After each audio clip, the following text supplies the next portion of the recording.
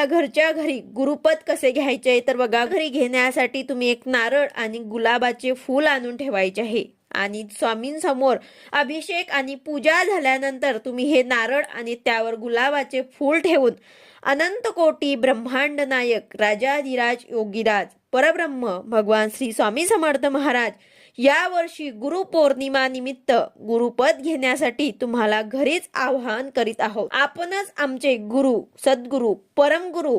परगुरु, पूर्ण ब्रह्म व गुरुतत्व आहात। तर आजपासून आपण आमचे गुरुपद स्वीकारावे व आम्हाला प्रापंचिक, आध्यात्मिक, अधिभौतिक, परमार्थिक रूपाने मार्गदर्शन करून सेवा रुजू करून घ्यावी ही विनंती।